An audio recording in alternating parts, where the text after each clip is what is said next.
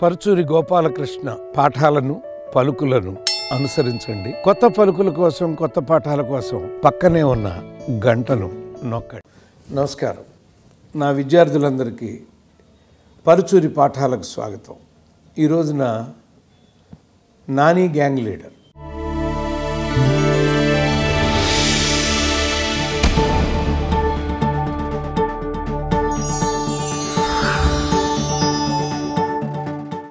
Nani gang leader అనగానే కాసేపు మా గ్యాంగ్ లీడర్ చిరంజీవి గారితో మేము విజయబాబు నాయుడు గారికి చేసినటువంటిది ఆ విజయం అప్పుడు విమానాల్లో తిరిగిన సన్నివేశాలు, అటు తిరుపతి వెళ్ళటం, ఇటు బెజవాడ, అసలు ఊరు తిరుగుతూ ఆ ఉత్సవంగా మహోత్సవంగా చేసుకున్నటువంటి గ్యాంగ్ లీడర్ ఫంక్షన్ అది గుర్తొస్తుందండి.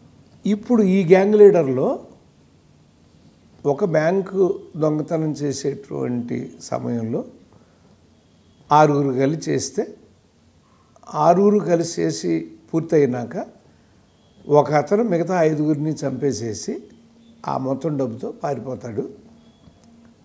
ఆ తర్వాత ఈ చనిపోయిన వ్యక్తుల తాలూకు ఫ్యామిలీ మెంబర్సు పెన్సిల్ పార్థసారథి అని ఒక డిటెక్టివ్ లాంటి రచయిత, అగ్రెసివ్ రచయిత, ఇలాంటి పగా ప్రతీకారం నవళ్ళు రాసేటువంటి ఒక రచయిత దగ్గరికి వచ్చి, నువ్వు మాకు హెల్ప్ చేయాలి, మేము ప్రతీకారం తీసుకోవటానికని అడిగితే ఏం జరిగింది అనేది కథ. అయితే దీనిలో మనం 11th అవర్లు అంటే ఇలా కూడా చేయొచ్చు. నేను ఎప్పుడూ ఒకటే చెప్తున్నా, మళ్ళీ అర్థం చేసుకోండి విద్యార్థులారా. ఇలా రాస్తే ఈ సినిమా ఇంకేదో హిట్ అయిపోయేది, ఇలా రాస్తే ఫట్ అయిపోయేది, ఇవి కాదు మనకి. ఇలా రాసుకున్నాడు కదా ఒక రచయిత కథ. ఈ కథ ఒకవేళ మీరు రాయాల్సి వస్తే ఇన్ని కోణాల్లో కూడా చూసుకుంటా ఇలా కూడా రాసుకోవచ్చు అని మీరు అర్థం చేసుకోవటం కోసమే, అంటే పర్మిటేషన్స్ అండ్ కాంబినేషన్స్ అంటామని కూడా చెప్పాను. ప్రతి కథకి రకరకాల పర్మిటేషన్స్ అండ్ కాంబినేషన్స్ ఉంటాయి. అందుకే రైటింగ్ ఈజ్ రీరైటింగ్ అని మీకు చెప్పేది. దానికోసం మాత్రమే చెప్తున్నాం. ముందు ఇది ఒక రివెంజ్ స్టోరీ. రివెంజ్ హీరోది కాదు, హీరోకి కూడా రివెంజ్ ఉన్నదే లాస్ట్ షాట్తో చూపించాడు. అప్పుడు దాకా మనకు హీరోది రివెంజ్ అని తెలియదు. ఒకటి. రెండు, రివెంజ్ స్టోరీ ఎప్పుడైనా సరే లవ్తో నడిస్తే బెటర్ స్క్రీన్ ప్లే రాసుకోగలం. కామెడీతో నడిచేప్పుడు పగ చల్లారిపోతూ ఉంటుంది. పగా ప్రతీకారం కథలు ఎప్పుడు కూడా, ఇప్పుడు మీరు ఖైదీలో చిరంజీవి గారిని బండికి వేళ్లాడేసి రావుగోపాలరావు వాళ్ళ అక్కర్ని ఏదో తార్చబోయాడు, పాప అమ్మాయి చచ్చిపోయిందని మాట అంటే బూతు మాటలతో తెర మీదకి వెళ్ళి కత్తితో పొడి చేయబోయారండి. నేనే సాక్షిని ఆ షాట్కి. అంటే ఆ హ్యూమన్ ఎమోషన్, పగా ప్రతీకారాలు అంటే అలా ఉంటాయి. కానీ ఈయన ఈ జానర్ని లైక్ చేసుకున్నాడు. ఒక రివెంజ్ కథని తను ఒక ఎంటర్టైన్మెంట్ వేలో చెప్పదలుచుకున్నాడు. ఇది ఎంటర్టైన్మెంట్ వేలో చెప్పకుండా ఆ పక్కన ఉన్నటువంటి ఒక హీరోయిన్తో, మేము గ్యాంగ్ లీడర్లో అదే చేసామండి, రివెంజ్ స్టోరీ పక్కన ఒక సెంటిమెంటల్ ఫ్యామిలీ డ్రామా నడుపుకుంటూ ఆ సైడ్ని విజయశాంతి గారిది, చిరంజీవి గారిది లవ్ డ్రామా కూడా నడుపుకున్నాం. ఈయన సెంటిమెంట్ తీసుకొచ్చారు, క్లైమాక్స్ లాస్ట్ హాఫ్ అన్ అవర్కి తీసుకొచ్చారు. విక్రమ్ గారు కూడా ఆ సెంటిమెంట్ తీసుకొచ్చారు. అది ఒకటండి. రెండు, ఈ విక్రమ్ గారు చేసిన ఒక సాహసం ఏంటంటే, RX 100లో ఆ సినిమా చూసిన ప్రతి ప్రేక్షకుడు సానుభూతి పొందింది కార్తికేయ మీద. అంటే ఒక ఆడపిల్ల చేతిలో మోసపోయి ఆ అమ్మాయిని అలాగే చంపేయగలడు అన్నంత బలవంతుడని చూపించి ప్రేమ కోసం తనే బలైపోయాడు అని ఒక అద్భుతమైన సాక్రిఫైసింగ్ క్యారెక్టర్గా చూపించిన ఆయన తీసుకొచ్చి ఇందులో 5-6 ప్రాణాలు తీసిన ఒక హంతకుడిగా వాడుకున్నారు. It is a challenge. ఆ తర్వాత ఇంటర్వెల్కి వచ్చేసరికి విలన్ ఎవరో ఆడియన్స్కి తెలిసిపోయింది. ప్రేక్షకులకి విలన్ ఎవరో తెలిసిన తర్వాత కథనం తుపాకీ నుంచి పేలిన బుల్లెట్ లాగా దూసుకుపోవాలి. ఎందుకంటే వాడిని ఎలా పట్టుకుంటారు, లేకపోతే వాడి మీద ఎలా రివెంజ్ తీసుకుంటారు అన్నటువంటి పాయింట్లోనే పరిగెత్తాలండి కదా. కానీ ఒక చిన్న అడ్వాంటేజ్ తీసుకుని విక్రమ్ గారు ఏం చేశాడంటే ఇక్కడ ఆయన యూరప్ వెళ్ళిపోయాడని చెప్పి ఆ పాప మీద ఒక సెంటిమెంటల్ స్టోరీని డెవలప్ చేసుకున్నాడు ఇక్కడ. అంటే ప్రేక్షకుడి మనసంతా కూడా, నేను ఒకసారి మా సినిమాలోనే మేము డైరెక్ట్ చేసి మేము రాసుకున్న సినిమాలోనే చెప్పాను మీకు, కాయరేజే కాయలో రావు గోపాలరావు అరెస్ట్ చేస్తే మురళీమోహన్ గారిని అతనితో తాళి కట్టించుకొచ్చి ఏంటే పిచ్చిదాన్ని ఆడితో కట్టి ఇప్పుడు ఆ 18 ఎకరాలకు నేను ఇదవుతాను అంటే, అప్పుడు ఆడికి యావజ్జీవ శిక్ష ఇస్తానే అంటే, నువ్వు ఆ పని చేస్తే నేను ఒక వెండి పళ్ళెం కొని అందులో రోజు నా మూడుకి ఆ కంచంలో అన్నం పెడతానట. ఇది ఇంటర్వల్ సీన్ అండి. ఆ తర్వాత చంద్రమోహను తులసి లవ్ స్టోరీ వస్తూ ఉంటుందండి. నేను సాక్షిని సుదర్శన్ 35లో ఎవడో అరిచేసాడండి. 30 నిమిషాలు అయినా ఇంకా వెండిపళ్ళెం సీను సుమలత వర్సెస్ రావుగోపాలరావు రాట్లా, వెండిపళ్ళెం ఏదిరా అని ఇదే అరుపరిచాడండి కరెక్ట్గా. అంటే అతని మనసు అంతా వెండిపళ్ళెంతో ఛాలెంజ్ చేసిన సుమలత రావుగోపాలరావు మధ్య ఏం జరుగుతుందని చూడాలని ఉంటుంది తప్ప చంద్రమోహన్ తులసి ఎలా ప్రేమించుకున్నారనే కథను చూడాలని ఉండదు. తప్పులు అందరం చేస్తాం, టు ఎర్ర్ ఇస్ హ్యూమన్. అప్పుడు పొట్టాడుకున్నాను కూడా అన్నయ్య నేను ఇది కరెక్ట్ కాదని అవునని, బట్ అలాగే వెళ్ళిపోయింది సినిమా. ఇక్కడ కూడా అతని మీదకి వెళ్ళాల్సిన కథ అతన్ని ఆపి వేరే సెంటిమెంటల్ ప్లాక్కి వెళ్ళినప్పుడు ప్రేక్షకుడి మనసు ఒకవేళ అతనేమైపోయాడు అని వెళ్ళి ఉంటుందా అనేది ఒకటి. ఆ తర్వాత ఏంటంటే ఆ పాపకు ఆరోగ్యం బాగాలేదని తెలిసి కూడా అక్కడ ఒక సాంగ్ సిచ్యుయేషన్ నడిపేసుకున్నారు అవసరం. నేను రచయిత కూర్చుంటే విక్రమ్ గారిని ఈ షాటు ఈ ట్రీట్మెంట్ కావాలా అని ఎందుకు అడుగుతానంటే, ఆయన ఒక అద్భుతమైన నావెల్ రైటర్. కథా రచయిత ఎప్పుడు ముందు ప్రెడిక్ట్ చేశాడు కూడా. అందులో ఇది తెలిస్తే అతను వస్తాడు, ఇంటికి వచ్చి ఇలా కాల్ చేస్తాడు, ఇవన్నీ కూడా ఒక షాట్ చేసి చూపించాడు. అక్కడ కామెడీగా కూడా చూపించాడు, అందరిని చంపేశాడు, ఆ అమ్మాయిని మాత్రం చంపలేదు, హీరోయిన్ మాత్రం అన్నీ కామెడీగా కూడా చూపించారండి. అంటే ఇంత ప్రెడిక్ట్ చేయగలిగిన ఒక పెన్సిల్ పార్థసారథి అతను డబ్బు ఎక్కడ దాచాడో కనిపెట్టేసి, వాళ్ళు ఎక్కడ ప్రాక్టీస్ చేసి డబ్బు దొంగతనం చేశారో కనిపెట్టేసి, ఆ డబ్బును కూడా తీసుకెళ్ళిపోయిన తర్వాత బైనాక్యులర్స్లు వేసుకుని ఎదురుగా ఉన్న బిల్డింగ్లో 14వ అంతస్తు నుంచి అతనికి కనపడటం అవసరమా అంటే, పెన్సిల్ పార్థసారథికి, హీరో కాదు. హీరో తెగింపు ఏదైనా చేస్తాడు. పెన్సిల్ పార్థసారథి చేస్తే తర్వాత ఏదైతే ఊహించాడో అదే అక్కడ కూడా వస్తుంది కదా.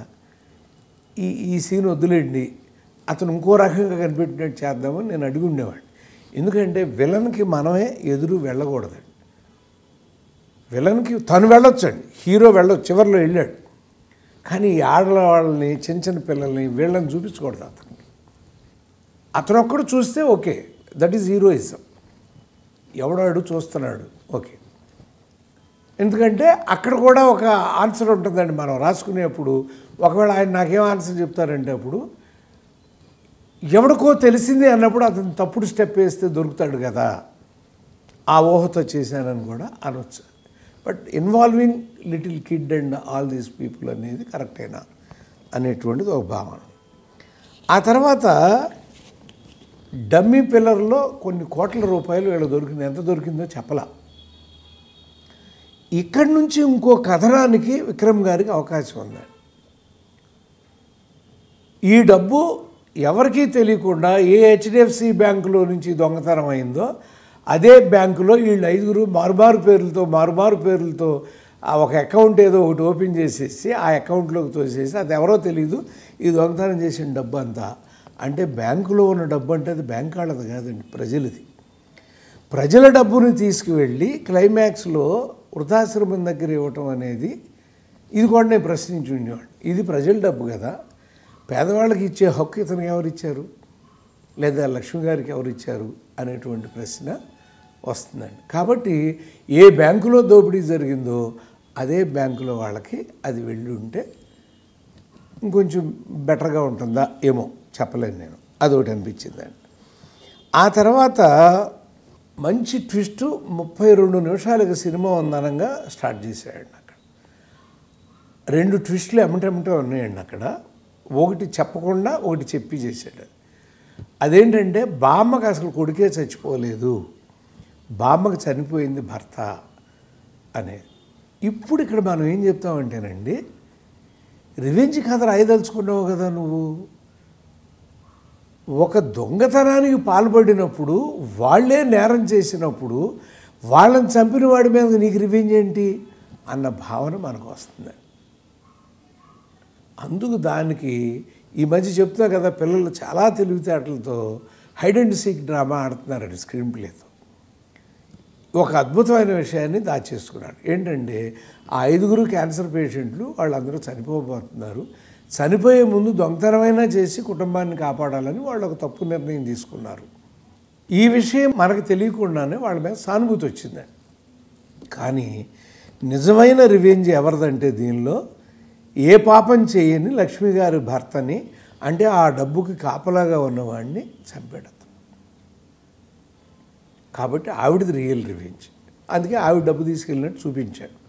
ఓకే, ఇది అయిపోయిన తర్వాత మ్యాక్సిమం మనకు వచ్చేటువంటిది ఇంకోటి ఏంటంటేనండి, దీనిలో ఇందాక మీకు చెప్పినట్టుగా లాస్ట్లో ఇతను హీరోయిజాన్ని క్రియేట్ చేసి ఎదురు పడిపోయాడు. ఎదురు పడిపోయి అతన్ని చంపేశాడు. సామాన్యంగా మేము ఠాగూర్లో చంపినప్పుడే నేను ఆ ఠాగూర్ మేము అలా తిరిగామండి, బెజవాడ, విశాఖపట్నం అలా. ఎందుకండి ఎప్పుడో ఖైదీలో చంపించారు, ఇప్పుడు కూడా చంపించాలా, చంపించి ఆయన ఎందుకు జైలుకు పంపించాలని కూడా అడిగారండి. వాళ్ళని తిప్పి పంపించేస్తే అద్భుతంగా ఉండేదేమో, వాళ్ళందరినీ చంపేకండి. ఇక్కడ కూడా నాకు అదే అనిపించిందండి. ఈ డబ్బు ఎప్పుడైతే దొరికిందో దానిలో ఇతని బ్రెయిన్ పెన్సిల్ పాదసారథిగా వేసి అతన్ని ఉరికమ్మానికి అప్పచెప్పి ఏ డబ్బుతో అతను అవన్నీ పెట్టాడో అవన్నీ కూడా తీసుకొచ్చి బ్యాంకులో అదే ఇప్పుడు వీళ్ళు ఇంతవరకే ఇవ్వగలిగారు తప్ప అతను పెట్టేసుకున్న ఆ డబ్బులు ఆ 150తో కొన్న ఇవన్నీ కూడా ఏమైనాయో మనకు చెప్పాల. అవన్నీ కూడా తీసుకొచ్చి ప్రజల డబ్బు ప్రజలకు అందేలాగా చేసి అతన్ని ఉరి తీశారు అనే న్యూస్ కనుక వీళ్ళందరూ చూస్తుంటేనేమో నాని గారి బాడీ లాంగ్వేజ్కి బెటర్గా ఉంటుందేమో ఆయన చంపటం కంటే. ఎందుకంటే చాలా సాధువులాగా ఎంతోమంది ప్రేమాభిమానాలు సంపాదించుకుని ప్రతి కథలోనూ ఆయన మీద ఒక భలే భలే మగాడు ఇలాంటివి చూస్తుంటే మొన్న జెర్సీ చూసినప్పుడు ఎంతో అద్భుతమైన ఎలిమెంట్ ఆఫ్ ఇంట్రెస్ట్ ఆయన క్యారెక్టరైజేషన్ మీద ఉంటాం. అది ఆయన అలా ఎదురెళ్ళిపోయి తనకంటే బలవంతుడిలాగా ఉన్నాడని తెలిసి కూడా అతన్ని చంపేసేసి వచ్చేసాడు. వచ్చేసిన తర్వాత ఆ హీరోయిన్కి తెలిసినట్టుగా చొక్కా తీసి చూసి ఆమె కౌగిలించుకున్నాడు అనండి. కానీ ఇందులో అండర్ కరెంట్గా ఉన్న ఆ అద్భుతమైన ఏంటంటేనండి, ఇతను ఒక శ్రావణ్ అనే కుక్కపిల్లతో ప్రశాంతంగా అది తప్ప ఎవరు లేరు ఇతనికి. అతను రాసిన దానికే అంకితం ఇచ్చుకుంటున్నాడు. కానీ అలాంటి శ్రావణిని కూడా బెల్ట్ దొరికిన షాట్ చూపించారు లాస్ట్లో మీకు. దాన్ని కూడా అతను చంపేశాడు. ఆ రోజున చంపేశాడు కాబట్టి ఇతనికి కూడా రివెంజ్ ఉంది. తన శ్రావణ్ని చంపినవాడి మీద ఇతనికి రివెంజ్ ఉందని హీరో కథ కూడా కనెక్ట్ అయిందండి. బట్ వెరీ లేట్గా కనెక్ట్ అయింది. అది ఒకటి. రెండోది ఏంటంటే ఎవరూ లేకుండా కుక్కతోనే సాహసం చేసుకుంటా దాన్నే ప్రేమగా పెంచుకుంటా తమ్ముళ్ళలాగా అలా చూసుకుంటున్నటువంటి ఒక మనిషికి ఒక అద్భుతమైనటువంటి బామ్మ, తల్లి, అక్క, భార్య, కూతురో చెల్లిలో లాంటి ఒక పిల్ల 5 ఫ్యామిలీ దొరికింది ఒకడికి ఈ రివెంజ్ స్టోరీ మూలంగా అనేది ఎక్స్ట్రాడినరీ పాయింట్ అండి. దాన్ని ఎలివేట్ చేయడానికి విక్రమ్ చూడలా లాస్ట్లో అందుకనే లాస్ట్ 10 నిమిషాలు గుండెకి పట్టేస్తుంది సినిమా. ఎందుకంటే అక్కడ ఎలివేట్ చేశాడు వచ్చి. అందుకనే మనం ఏమంటాం, యూ నో యువర్ ఎండింగ్ అని మీకు చెప్తూ ఉంటాను నేను ఎప్పుడు కూడా. నీ ఎండింగ్ నీకు తెలిసినప్పుడు దాని ప్రకారం మనం ఆర్డర్ని కనుక వేసుకెళ్తే అక్కడికి వచ్చేసరికి ఇంకా అద్భుతాన్ని మనం చూడగలుగుతాం. ఎనీవే ఆయన దీన్ని కామెడీ జోనర్లో తీయదలుచుకున్నారు, తీశారు, రాసుకున్నారు. ఆయన వరకు ఏ తప్పు లేదండి ఇక్కడ. బట్ ఇవన్నీ ఏంటంటే కూర్చున్నప్పుడు ఇలా రాస్తే ఎలా ఉంటుంది, ఇలా రాస్తే ఎలా ఉంటుంది, ఇప్పుడు నేను చెప్పినట్టు రాస్తే ఎలా ఉంటుంది, లవ్ స్టోరీ చేసేస్తే ఎలా ఉంటుంది? ఇలాంటి పాయింట్లన్నిటితో కూడా ఆలోచించుకుని మీరు ఈ ఆర్డర్ని కనుక ఆలోచిస్తే ఈ కథ ఇంకో రూపంలో వస్తుంది. ఆ రూపంలో వచ్చిన కథ ఆడుతుందా లేదా మనం చెప్పలేమండి, ప్రేక్షకులు చెప్పాలి తప్ప మనం దేనికి కారకులం కాదండి. మనం వాళ్ళకి అందించడం వరకే. కర్మ మనది, ఫలితం ఇచ్చేది వాళ్ళు. కర్మణ్యేవాధికారస్తే మా ఫలేషు కదాచన అని భగవద్గీత వాక్యమే మన సినిమాలకు కూడా వర్తిస్తుందండి. మనం కర్మ చేసి పంపిస్తాం, ప్రేక్షకులు మనకి ఫలితాన్ని ఇస్తూ ఉంటారు. సో విక్రమ్ గారికి, నిర్మాతలకి, నానికి శుభాకాంక్షలు తెలియజేస్తూ ఒక మంచి ప్రయత్నం వాళ్ళు చేశారు. అంటే ఒక చిన్న రివెంజ్ స్టోరీలో ఒక అద్భుతమైన ఫ్యామిలీని సంపాదించుకోవటం అనేటువంటి తెలియని కథాబీజం ఇందులో ఉంది. అది మాత్రం అద్భుతంగా ఉంది. నమస్తే.